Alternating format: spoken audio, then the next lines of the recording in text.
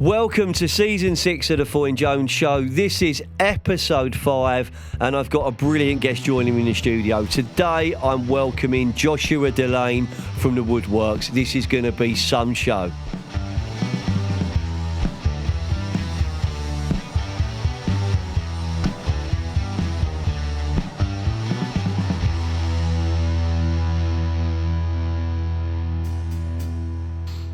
Welcome to the Foyne Jones Show. This is episode 5 of season 6, and so far we're going to keep doing it, boys and girls. We are inspiring our stars of the future. And today in the studio we've got Charlie Hooler. Charlie's in the house.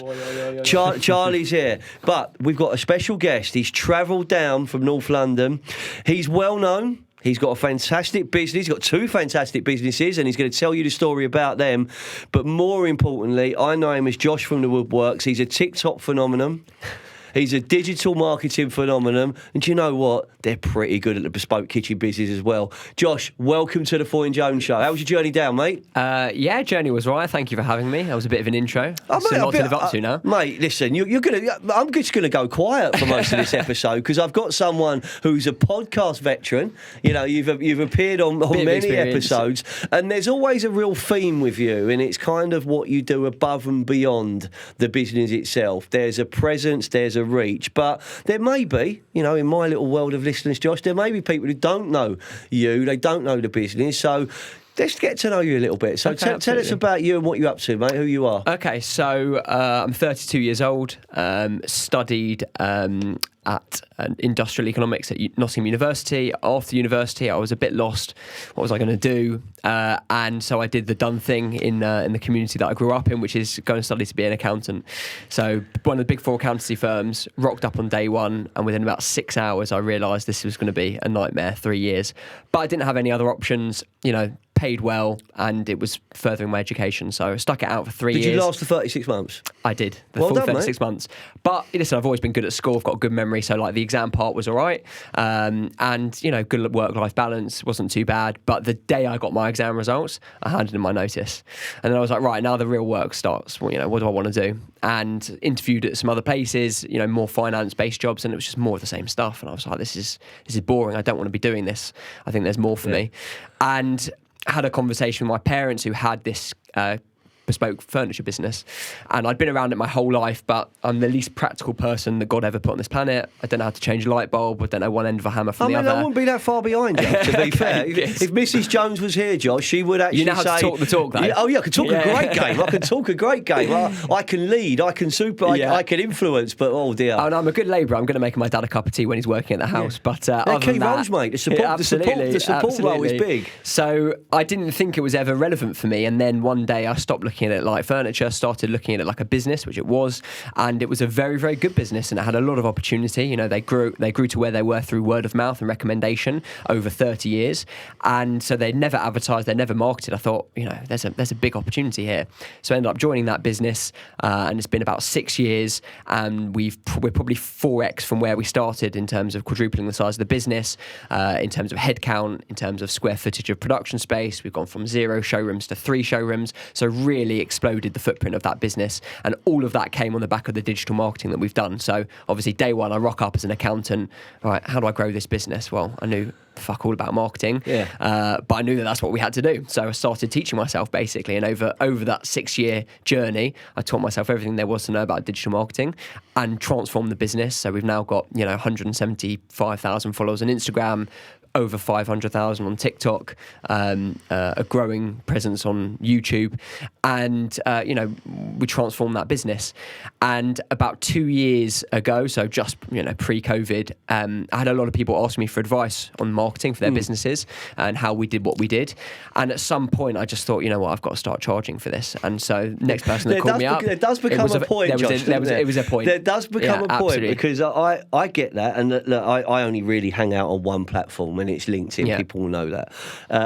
But I got asked to do a lot, and you help people, and you give. And then I've actually recently arrived at that point where I'm like, You know, I've been advised. People saying, stop it. You know, so you arrived at that moment. It was an inflection point for sure, but I'm sure you understand with the LinkedIn. There's also an element of like I'm going to do some of this for free and a lot of free advice, but I'm building my skill set and my knowledge as well in other sectors, in other areas. And so I was doing it for free for a long time. And then the next guy that called me up, I said, listen, I don't give free advice anymore. You know, I haven't got time. But what I am doing is running this digital marketing agency, which didn't exist by the way at the time, just complete fabrication. And he said, all right, I like your style, because there's a bit of me in that style. Yeah, I listen, like it. Just throw it out there, see what happens. You know, I had nothing to lose. You know, it was either work for free or get some money. So I said to him, this is what we're going to charge as a retainer. And he said, yeah, absolutely. When can we start? And then I thought, we're onto something here. And so that's where it started. So growing that digital marketing agency, and we help businesses in all sorts of fields, but we're a full stack digital agency. So we do SEO, CRO, email marketing, copywriting, but also the content side of things. So we have photographers, videographers, and we produce video and photographic content, basically enough to post every single day on socials, but predominantly short form video, because the biggest bang for your buck these days, as I'm sure we'll get into, is on the short form platforms like Instagram Reels and TikTok. Fair play, mate. That was some intro. There you go. Sorry, I ran with it. No, I love it. If I love it. And I think what comes there is there's an entrepreneurial spirit, which I'm going to be honest, you don't see that in every accountant. No, definitely not. You don't. So that kind of moment, and this is something I think is really interesting. We're talking about inspiring the next generation. So you've arrived at a moment there where you're committed into 3 years. You've passed. And you're going to hand in your notice, and then actually it's real world. 100%. That's how it is. And that real world moment is where I like to try and give advice, because you can go different paths. You can do what you think's expected of you by friends and family, and you can do something completely, like you can go travelling, you can do something completely different and just go, it's not, I'm not going to do it. Well, then you can maybe do something which follows your passions and follows your dreams and can add value. And I think you've joined your family business, which has its challenges. Absolutely, I've got members of my family that work in the Team 4 in Jones, and trust me, and I'm not speaking for you, mate, but it can be spectacularly good 100%. Or spectacularly bad. High and low lows, for equal sure. measures, can't it? Yeah. So you've had to roll with that. But then you're bringing like the modern phenomenon of digital storytelling, digital marketing, analysing the market. And if you've grew that business 4 times, there's something special happening.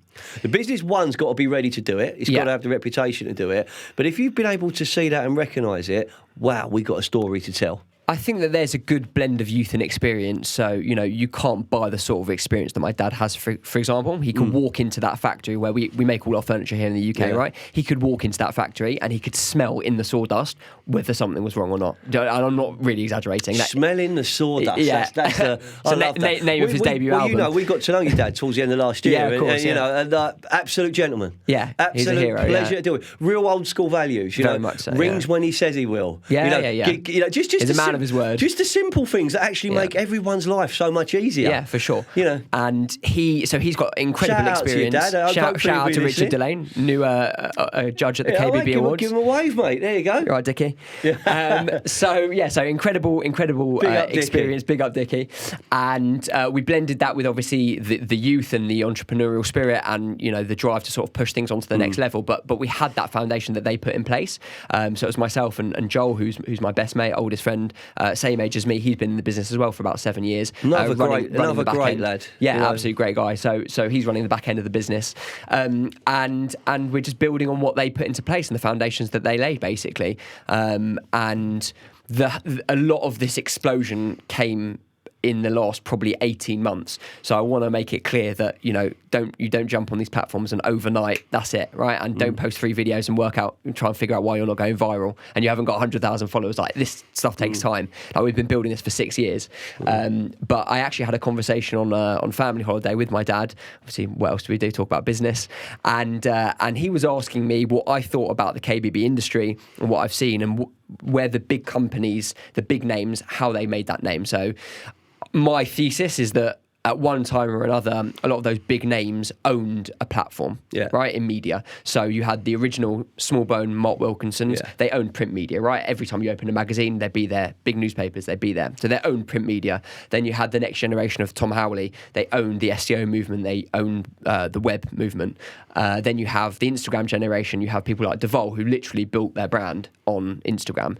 And when I was looking at the landscape, I was thinking, okay, well, there's only one place left for us to go, and that's TikTok. And no one was on TikTok, right? And I was like, well, we've got a very visually appealing product. We're filming YouTube videos anyway. I've got the videographers there. Let's just clip it up and make it short and snappy and interesting.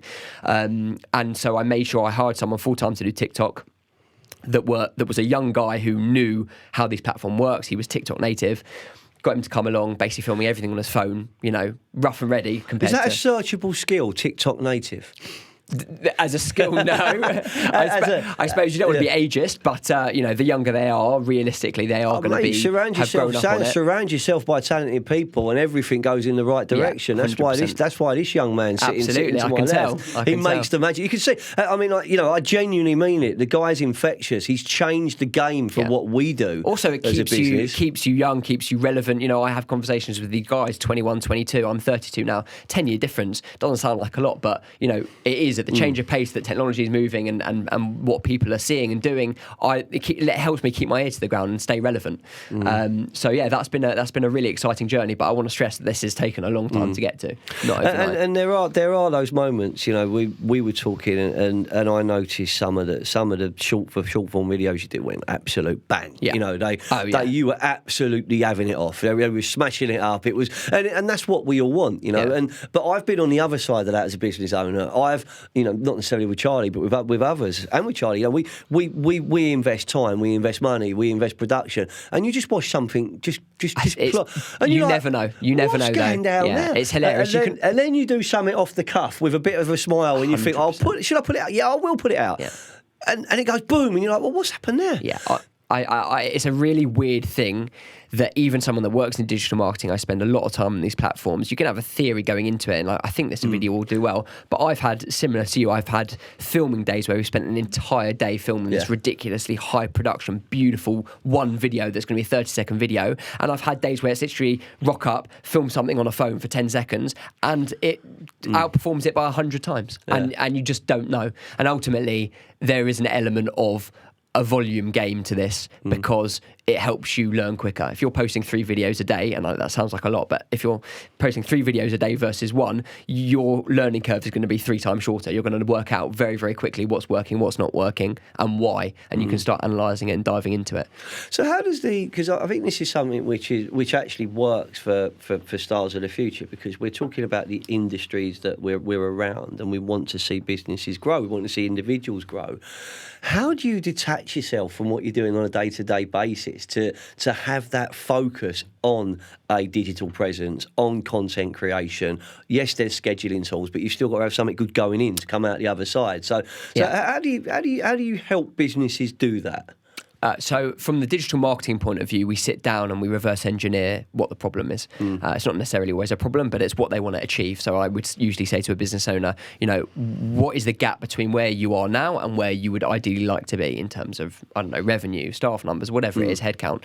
And we reverse engineer it. And a lot of the time, the answer is a brand awareness question. Not enough people have heard about you as a brand, and 2, an education piece, because there are a lot of businesses that have a presence online, but they're not really educating people as to the benefits of their product or service. They're telling them about the features. This pen can write 10 words a minute. Great, but what are the benefits? What are the tangible things that people are going to understand and can relate to, like on an emotional level? So we reverse engineer the problem, and then we put together a plan and a strategy, and then we come and we show up, 2 days a month, full days of filming and video editing, photography, and then we schedule it all out, and it gets posted every day. If you were a business owner and you're looking, okay, what can I do to be able to increase my my brand awareness, my digital footprint? Start with what you as a business owner can do, and then look to potentially outsource the rest. But I always say to people, you need to have a base level of understanding about this stuff.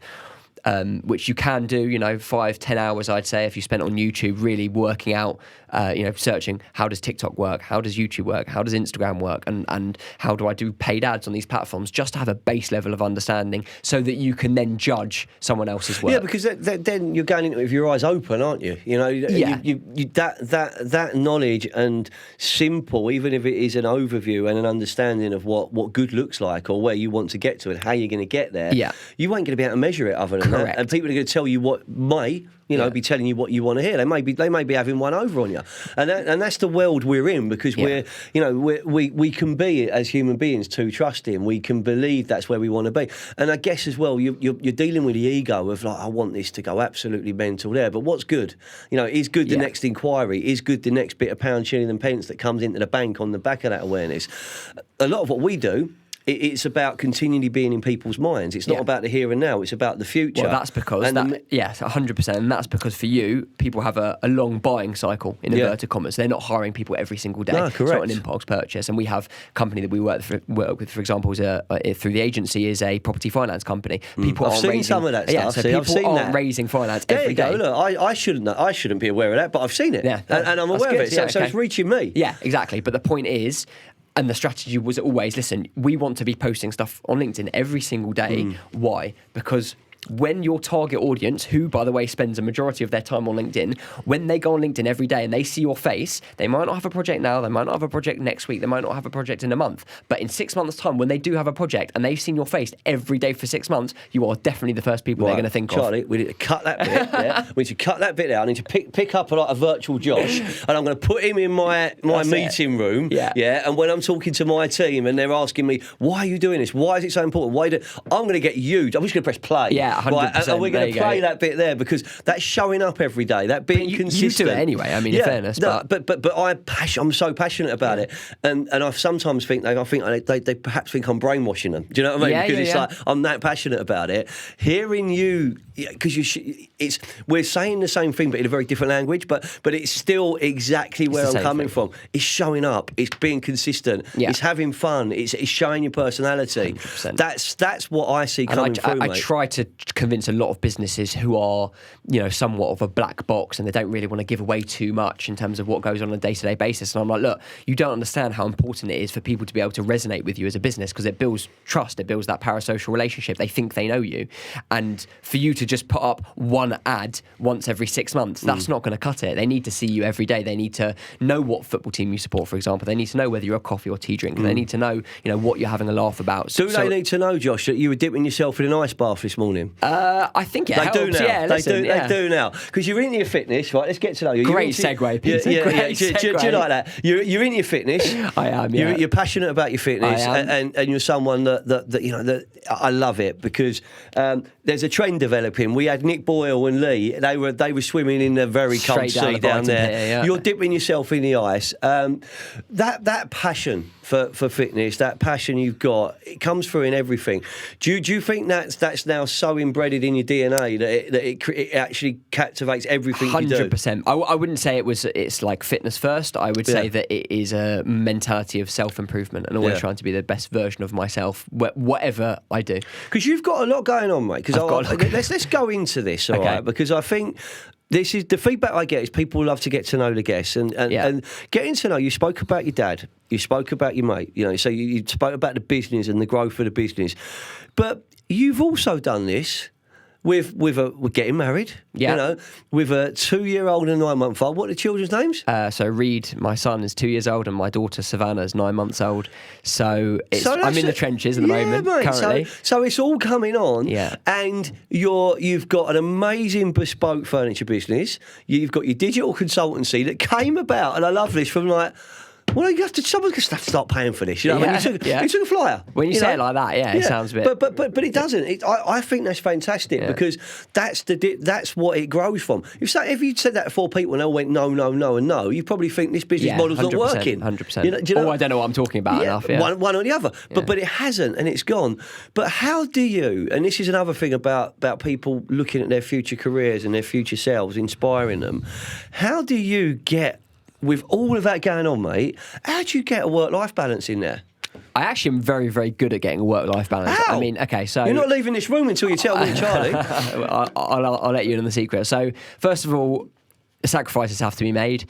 You can't have everything. You can't have successful businesses that you want to work 8 to 10 hours a day at. You can't have time with your family. You can't have the gym unless you sacrifice something. So for me, as a starting point, currently at the moment anyway, I'm getting up at 5. So that's another 2 hours unlocked in a day, right? Which is 10 hours a week.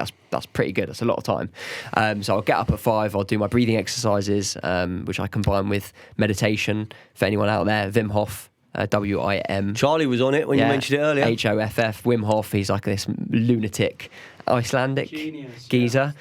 Yeah, he's a lunatic, the Iceman. So he does these breathing exercises, which I do in the morning now. Then straight into a workout. So I'm knocking that out of the way, right? So then I can start basically at 7, get the kids up. I have an hour in the morning with the kids, take them to nursery. Then the day starts. So at you're 8. working out at the gym, you're working out at home? So you do a bit of both? a combination, sometimes at the gym, lifting weights, powerlifting, Olympic weightlifting, and then, because I can't do that at home, and then at home I've got a Peloton, which, by the way, great life hack. It doesn't have to be a Peloton, but just having something at home, that's phenomenal, because there's no commute time. I've got half an hour, okay, I'm going to jump on the bike for half an hour. Do you know what?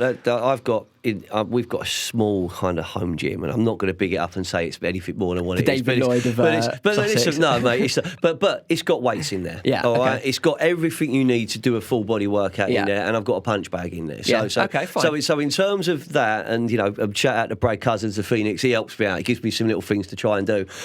For me, the fact that I could go in there, do a 4-rounder or an 8-rounder or something like that, and get it all out of my system before or after, 100%. it really helps me. Now listen, I'm gonna. Hold my hands up. I'm not disciplined enough to do it as much as I should. That's something I'm trying to address. And I often find that word sacrifice, mate, that's so powerful, because I remember on my journey, and I'm 19, 20 years in now, and I remember there are times when I had the offices in London, I moved to Sussex, I'm like, I'm going to either compromise my business for my family, and that's the right thing to do, or I'm going to have to say sorry to my family to focus on my business. Yeah. And that's kind of the right thing to do at that time as well. And you're getting it like, how does this work? And I got to that point where something had to change. Yeah. And the point for me was that dead time when I was commuting. That dead time, I'm like, I'm doing an hour and a half each way. What? I'm not a cheat. For a lot of people during COVID, that became very obvious. Yeah, and I'm like, oh, I could do a bit of work on the train. No, you can't. You know what I mean? Yeah, you can't really. Yeah. You know what I mean? Not when Sid from somewhere's leaning into you and he's having his meal deal. It's not conducive to and they're gossiping. So I then, I need a base closer to home, and, here we are. We've got offices in Sussex, and we don't have the London postcode no more. No one cares. No one absolutely cares, because our level of service has gone through the roof. You've made those sacrifices.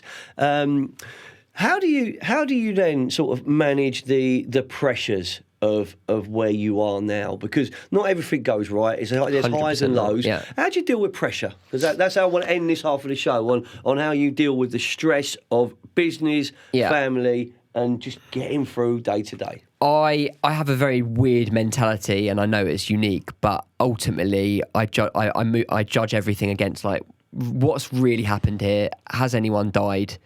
No, I think we're going to be all good. Yeah.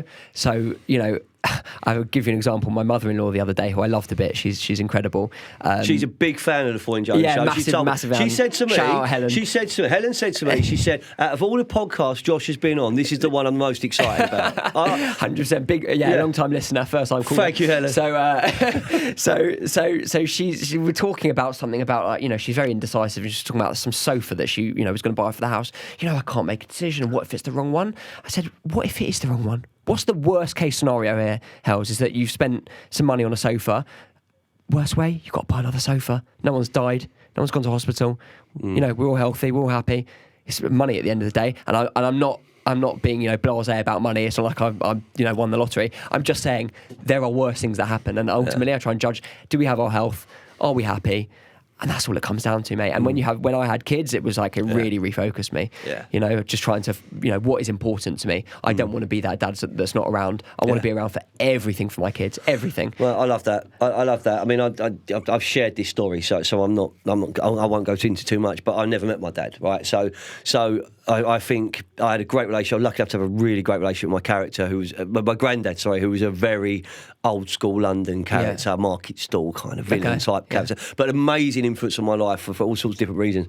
So I was lucky to have that, but I never had that. You know, when I was playing football, I didn't have a dad cheering me on from the sidelines and stuff. So I made sure I was so present in my boys' life that I was their old man. Yes, I'm their mate, and they're 24 and 20 now, and the time we have together now is just as special as it was back then. So it's so good, I think, to hear someone like yourself actually championing that, championing that. You know, all right, because Holly Spring, who works for me, she says that a lot. She says, like, chill out. You know, we can do this tomorrow. We could do that next week because no one's died. She says exactly the same things. We could be all right.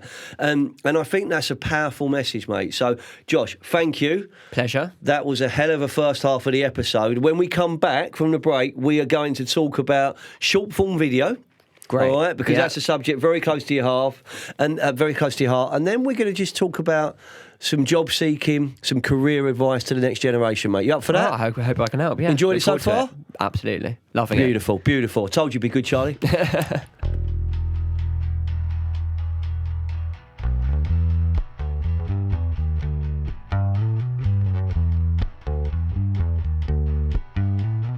Life-changing recruitment for the KBB, builders merchant and construction industries, creative social content, specialist knowledge, world-leading video technology, helping you find career happiness and helping your business attract its stars of the future. We are Foyne Jones. This is what we do.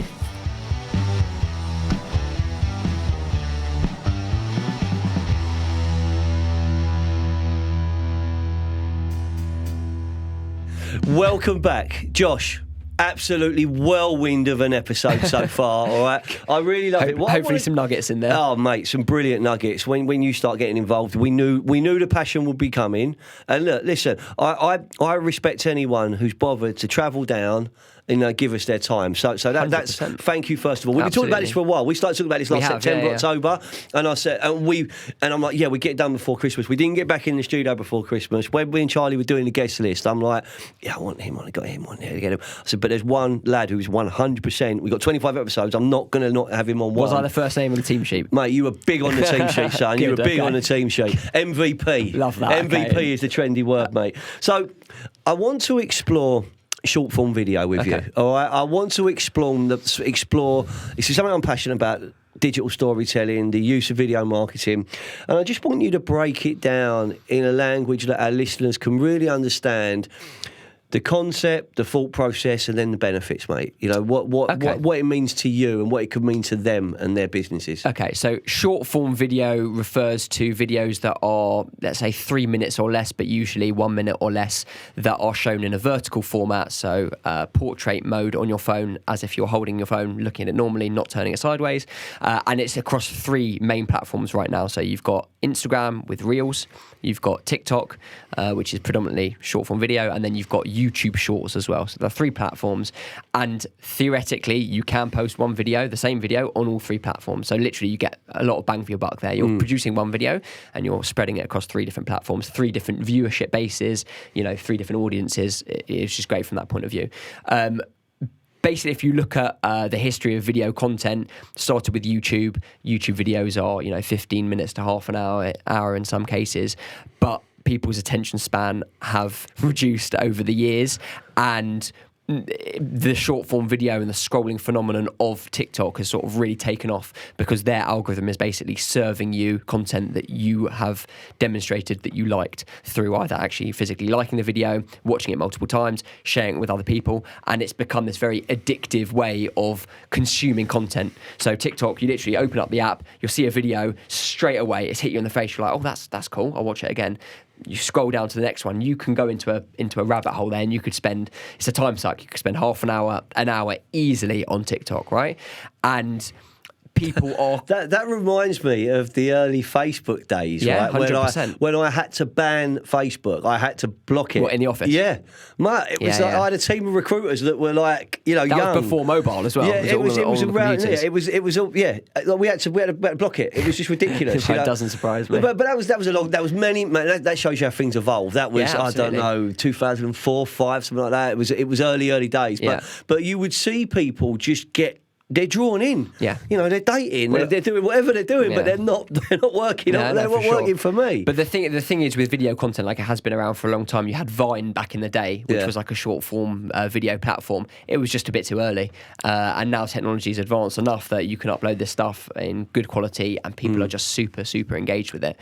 So TikTok started as a platform called Musical.ly, which was basically like kids lip syncing and dancing to videos, right? And it has a very negative connotation, especially with people my age and older. They're like, oh, TikTok is just kids doing dances. But if that's your mentality on it, you obviously haven't spent enough time on it, because really there are pockets of TikTok that you can fall into which have and can demonstrate incredible value.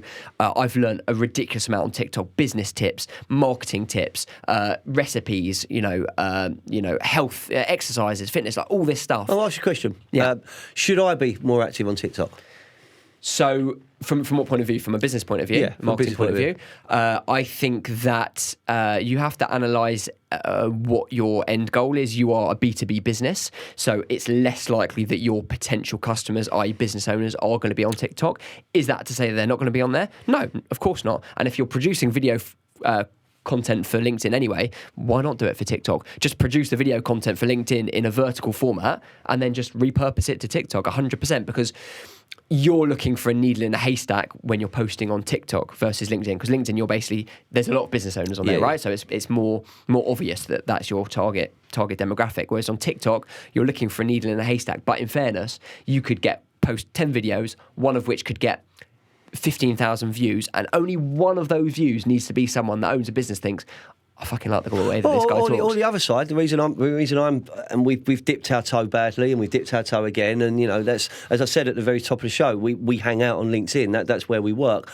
But the younger generation, the stars of the future, the candidates that are going to be the most sought after, the talent and attraction piece, right? Because we want the best people coming to us. We want them to think about us when they're looking for their life-changing job. Yeah. That's an audience that could hang out there, Josh. You're running a two-sided marketplace effectively as a recruiter, because you're acting between businesses who are your end consumer buyer, but then you've got the talent that you need to have, and you're acting in the middle, right? So you're right. There's an argument to say you could be posting on TikTok and demonstrating real value to young people. Because let's just talk about target markets. Yeah. Someone wants someone who's going to give their business 10 years. Someone who's whatever the position, but. And this is the best people, and we spoke about this when we recruited, right? The best people isn't applying for every job on a job board. No. They've not got their CV on there for the world to see. They probably don't even know they're looking for a new job at the moment. Yeah. And perhaps that's the audience we can reach. But potentially, the track that I would take on TikTok is less like, we've got this new position. No, are you interested? It's for me, it would be, okay, how can you provide value, right? You want to be the go-to people, the go-to company for young people who are trying to get into the workplace. So what would you offer on TikTok? Quick tips to help writing your CV, how to write a cover letter, how to be specific and purposeful with people that you apply for a job for. Interesting industries to consider you might not have done. That sounds like breaking out some of the one-to-one coaching sessions I do. Exactly breaking out those components of it. And do you know what? That's a really, really interesting point for all the listeners out there that have businesses. What you've just said is really, really interesting. If you do have something like a coaching session or strategy calls with your team, think about what it is that you're doing for the end consumer, and just put that into and package it in a consumable format for people, for your ideal audience. And the only bite back I'm going to get from that is, well, why would I give away all this advice for free? And I'd say, sell, give the advice and sell the implementation. Because, for you, for example, just because I listen to a piece of advice saying, this is the best way to hire someone, doesn't mean that I've got the time to do it. But I might like the way that you talk. I might buy into your personality and all the rest of it, and think, when I go and hire someone, I'm going to use you to do it. Same as me for marketing. There's going to be people that take my tips 100%. But there's going to be people that like and know that I know what I'm talking about, but don't have the time to do it, so they're going to pay me to implement it. So give away as much free advice as free, and bring value to your audience. But how you're talking there's certain influencers I follow, and they're not all within the industries you'd expect. They could be in very different places.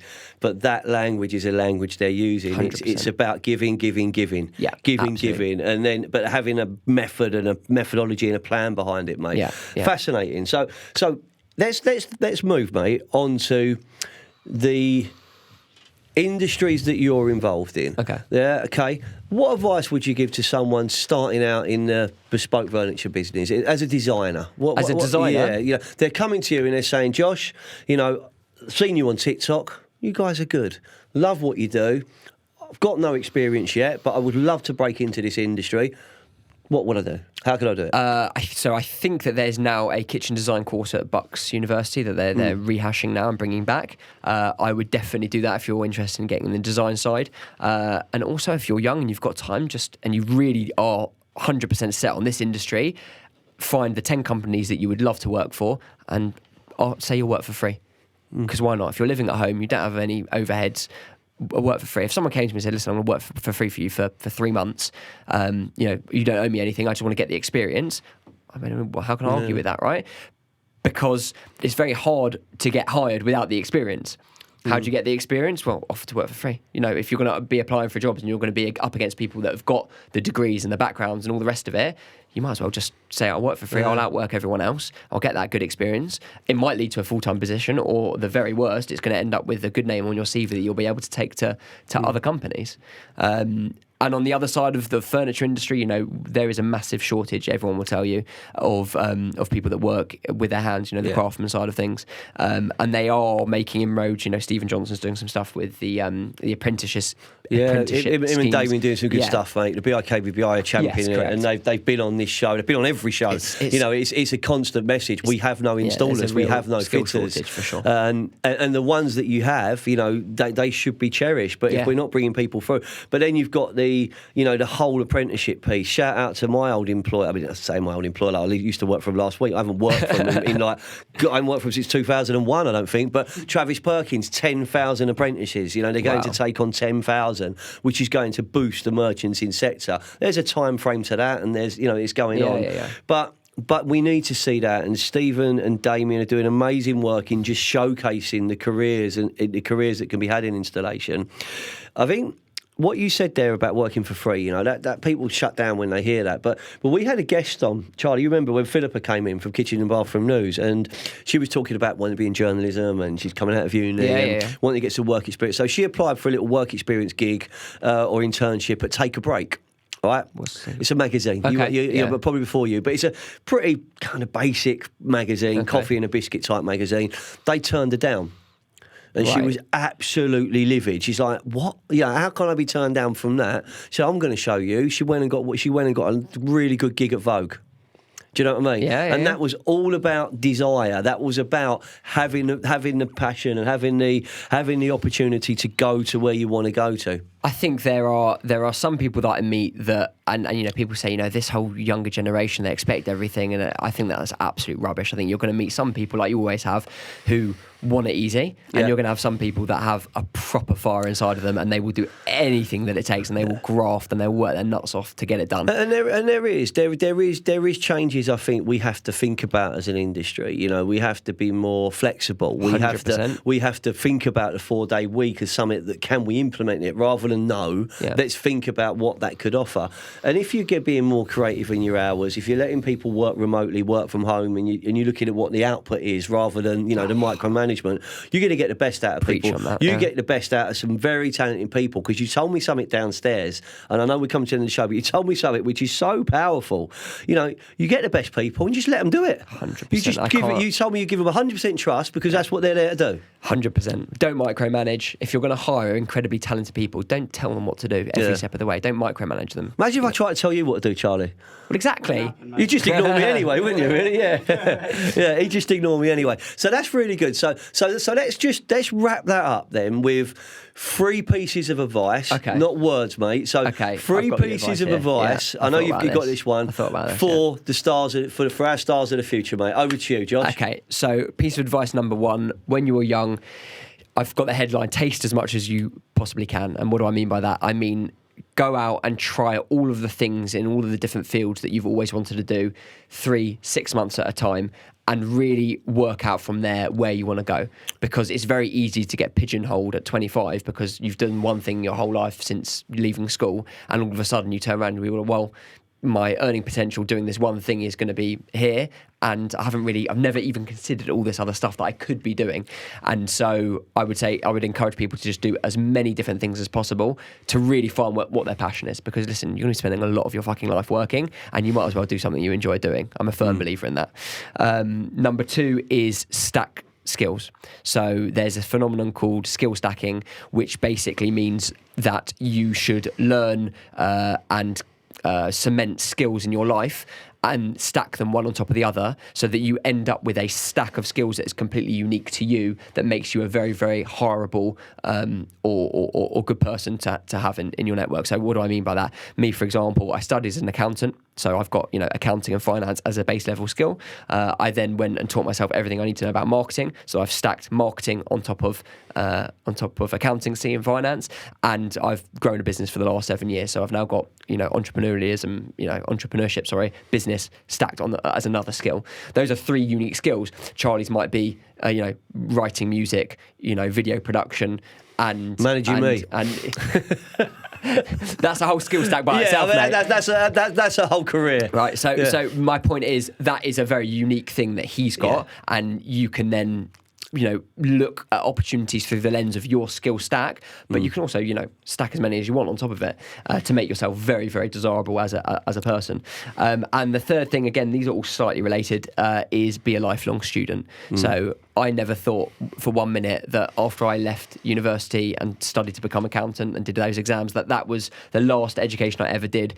I'm a lifelong learner, and I firmly believe that you should always, especially young people, constantly be learning, have that student mindset, be reading books, be listening to podcasts, be curious, broaden your horizons, never think you know everything, and talk to interesting new people, find out what they're doing and how they're doing it, and just always be learning and consuming and just absorbing all of that information, because you will identify opportunities in that, and it will help you along the way. Do you know, I do that with the better sales calls that come in. The better sales calls. I can't do it with every sales call. But, there'll be a product, there'll be a service, there'll be a solution. And every now and then, someone's just going to get me, and I'm going to go, come on and talk.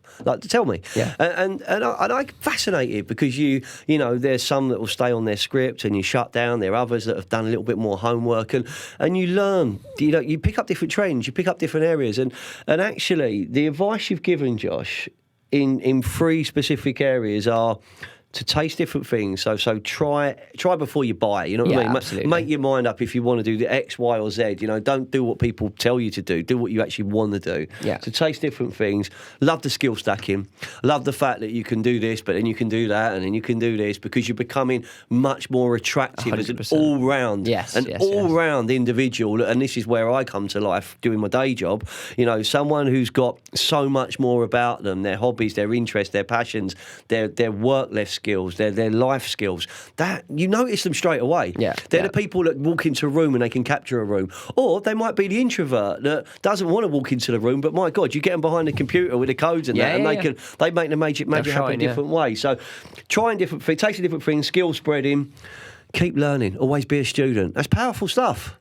Good. Powerful Hopefully stuff, mate. Well, I think it's definitely going to help. It's been an absolute brilliant episode. Thank you for having me. I'm buzzing for the fact you've come down today, and more importantly than anything is that what you've brought to this episode is passion. 100%. You've brought energy, you've brought character, and you're very different.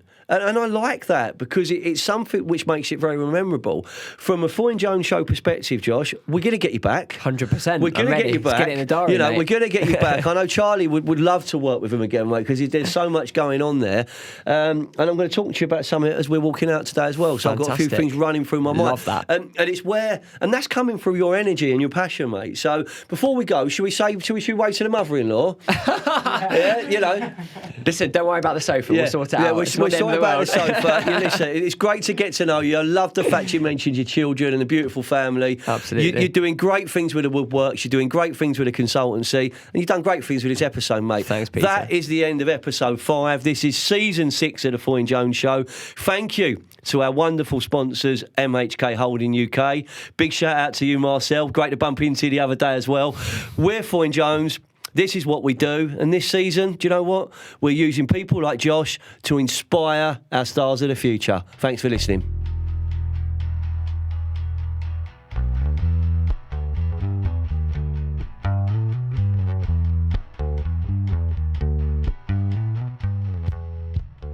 Ladies and gentlemen, boys and girls, as I said, that's the end of the show. Thanks for listening. Make sure you check out next week's episode as we will keep inspiring our stars of the future.